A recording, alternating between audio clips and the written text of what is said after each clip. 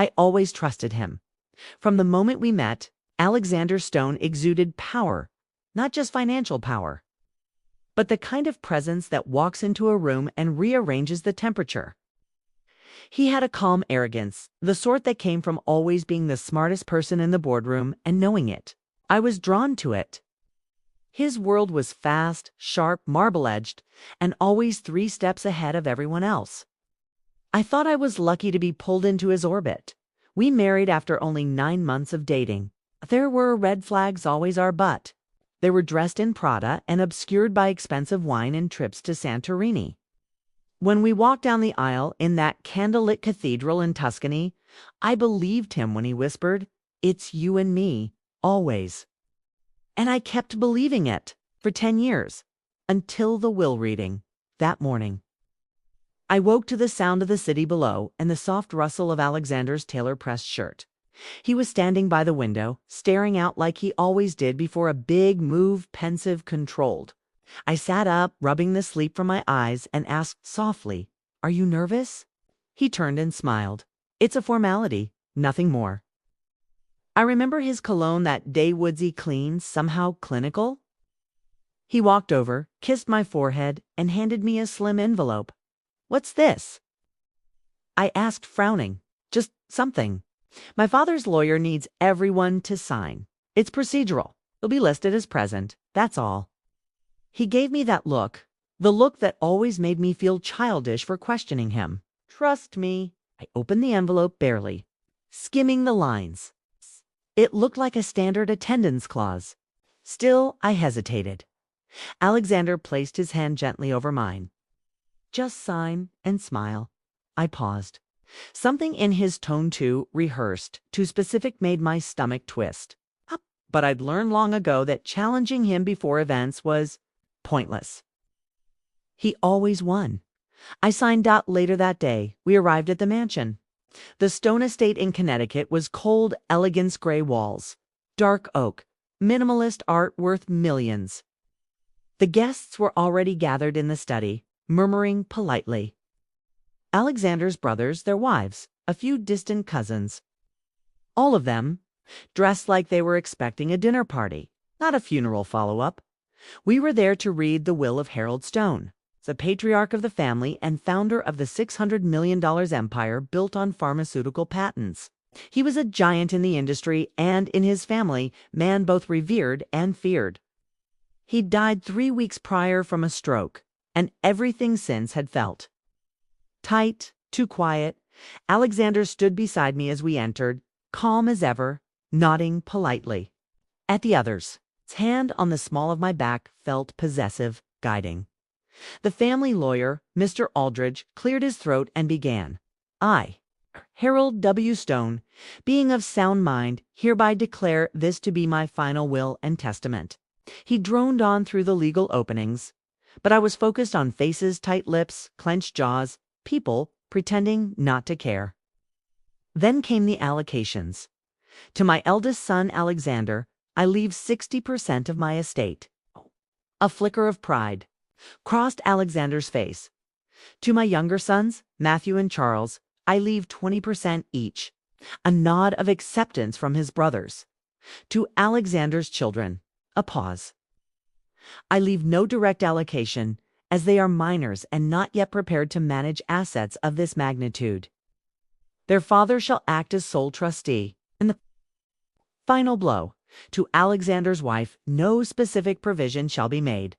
I trust my son to honor her position in his life." My heart stopped. There had to be a mistake. I stared at the page in front of me, then at Alexander. He didn't flinch. Not a twitch, not a glance in my direction, my name missing. Not even a token mention. I felt like the room had turned upside down. The murmurs began almost immediately. His cousin leaned toward her husband and whispered, "Did she get nothing?" One of the staff members, a maid I vaguely recognized, looked down uncomfortably. I opened my mouth, then closed it again. My throat burned. My cheeks flushed hot with humiliation. I felt like a child again, small, powerless, invisible. I leaned in toward Alexander and whispered, "What the hell is this?" He turned, his expression unreadable. "We'll talk about it later." Why wasn't I included? Not even a trust. Nothing. My voice shook. He placed a hand on my arm and smiled faintly, a warning in his eyes. Not now. But I couldn't breathe. My lungs were locked.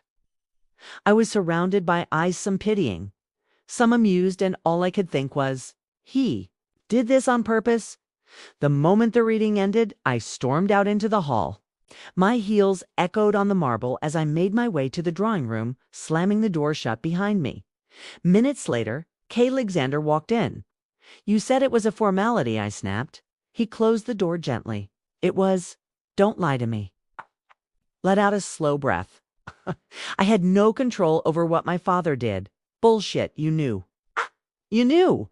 And you had me sign something before I even walked in. What did I sign? He paused. What the hell did I sign, Alexander? He reached into his coat pocket and pulled out the document. I snatched it from his hands. As I scanned the words, I felt my knees weaken. It was a waiver. I had unknowingly signed away my right to contest any clause in the will in exchange for a non-disclosure agreement. And a gift of $250,000 taxed. I looked up at him, tears blurring my vision. "You tricked me." He didn't deny it. Instead, he said, "It was cleaner this way. You didn't need the mess." I wanted to scream, but I couldn't find my voice. "You were supposed to protect me." I whispered. "I did," he replied coldly. "You'll be fine." But I knew that wasn't true. In that moment, I realized I had been erased. Legally, financially, strategically. I had no seat at the table, no share in the legacy I helped build by standing beside him for a decade. The man I loved had handed me a pen and quietly removed me from the future. And I had smiled while doing it. I sat down on the velvet chaise, numb. The air smelled of rosewood and betrayal. Somewhere in the distance, laughter echoed from the dining room as the rest of the family toasted to Harold's legacy. But I was already planning. I wouldn't be erased quietly. The silence in the car was suffocating. We drove back to the city in the black Bentley, the kind that whispered money and control. I stared out the window, watching the landscape blur into gray. Alexander's hand rested casually on the gear shift. His eyes on the road as if nothing had happened. "I can't believe you did this," I muttered. He didn't look at me. "You're being dramatic." Dramatic. My voice cracked. "You had me sign a waiver, Alexander. You knew I would never. I knew you'd react like this." He finally turned to face me. "That's why I told you not to overthink it." I laughed bitterly. Overthink giving up a $600 million inheritance? It's not your inheritance. It's the company's. My father's, I built half of it, and I'll maintain it for our children. Our children, I snapped. Don't use them as an excuse. If you erased me, you still live in a penthouse. You still wear Cartier. What exactly did you lose? I stared at him in disbelief. The man I married, the man I thought I knew, was gone. In his place sat a strategist. A tactician. A liar in a designer suit. We didn't speak again that night, but I couldn't sleep. I lay awake, replaying the moment I signed that waiver. My fingers burned with the memory. Every word echoed in my mind. Just sign and smile. I thought of every dinner party I hosted, every investor retreat I helped plan, every night I stayed up late editing his speeches. I was never just a trophy wife. I was his partner. I carried the emotional weight of the empire. I cleaned up his messes. I made him likable. I made him human, and he rewarded me by legally removing me. The next morning, I called our family attorney, Jonathan Ellison. He'd represented me once before during the prenup negotiations. I trusted him. "I need a meeting. Urgent," I said. "Is this about the will reading?" He asked quietly. "You already know." My stomach turned. "There are things we need to discuss. Come to the office." I arrived 30 minutes later. Jonathan's office smelled of old wood and restraint. He was already standing when I entered, files in hand. I reviewed the document you signed. It's ironclad. You were tricked, but you signed it knowingly. I didn't know what it was, I argued. He nodded. And that matters emotionally. But legally, it's gray. Your husband's legal team was smart. They framed the NDA and waiver as a voluntary gesture. The payout is insultingly low, but it counts as compensation. I clenched my fists. There has to be a way around it. Jonathan hesitated. Maybe. If we can prove you signed under false pretenses, or if there's evidence of coercion. I was manipulated, I said. He used my trust against me. I believe you. But belief doesn't win in court. Documents do. That's when the idea began to take shape. I need everything, I said. Every clause, every file, every recording of meetings. You weren't. Part of Jonathan nodded. I'll start digging, but be prepared. If you go after him, this becomes public. Let it be. That afternoon, I returned home to an empty penthouse. Alexander was at work, probably managing press and pretending nothing had happened. I poured myself a glass of wine and sat at the dining table oak, custom built, a gift from Harold. Years ago, I remembered the note he had attached. You're the calm in his storm. I thought Harold respected me, and yet wasn't even mentioned. I opened the family archive drive on our private server. Decades of emails, contracts, board memos. Alexander often left things unlocked. He never imagined I'd go looking. He underestimated me. That night, found it. A clause buried in a corporate trust agreement. In the event of the spouse's voluntary signature of inheritance waiver.